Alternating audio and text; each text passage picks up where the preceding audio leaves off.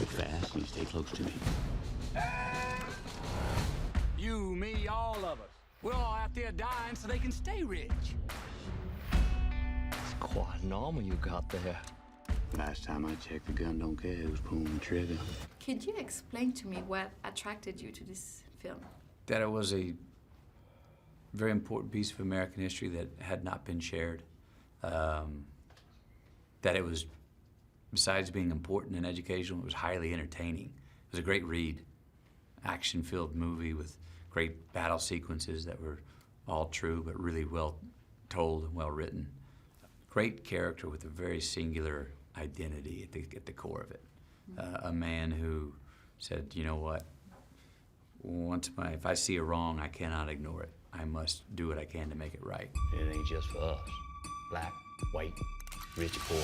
It's for everybody. Do you think Newt Knight was some kind of a Robin Hood, taking from the rich to give to the poor? I think he was one that said, no, rich, you're not going to take from me, and you're not going to take from the poor to take care of yourself and not take care of us. It's part of the class war.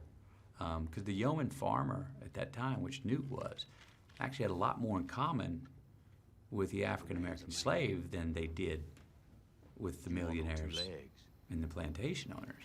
You're a man. Right. It's as simple as that.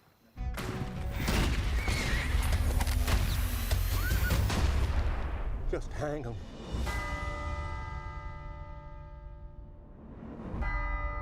Was it difficult to work on that kind of movie about Civil War, slavery? Was it emotionally challenging? I mean, absolutely. For my character, it's more about the psychological wounds that she's sustained from years of abuse and, you know, living in servitude. So that was often, you know, quite a deep place to go to. But, you know, for me, I think you've really got to understand the dark side to understand the courage and what they really were fighting against.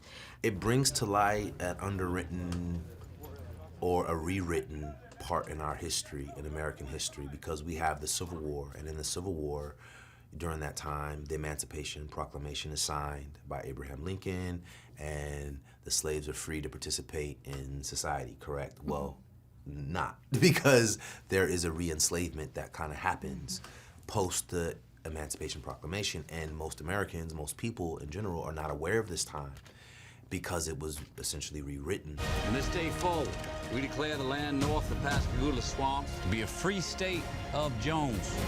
We see a lot about the Reconstruction Yes. at the end of the Civil War, Yes. with the adoption of the new Constitution. Yes. And you can feel that it's almost the most difficult times. Yeah, it was. It's a very important thing to understand that period of time, and that's lost to American history in many ways. And I think what went on in Reconstruction is essential in understanding what the Civil War really was about.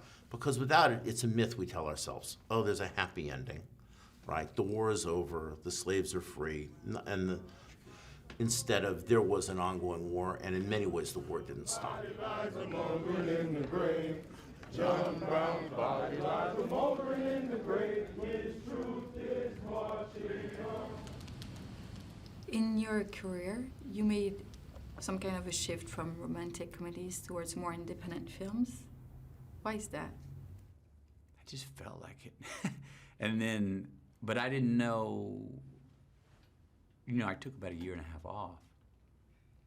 Not by choice, I just said no to some films that were comedies, romantic comedies that I had been doing before. And I didn't know if I was going to, or when I was going to get a chance to do some of these independent films you're talking to. And it took about 1.5 years to 2 years. And I started doing them, and I've just been having so much fun doing them. And then some of them succeeded. Some of them got some awards. Some of them made some studios money, which those things allowed me more opportunity. And I'm just having a real ball doing the work that I'm doing right now. The winds are shifting. You can't fight it this time.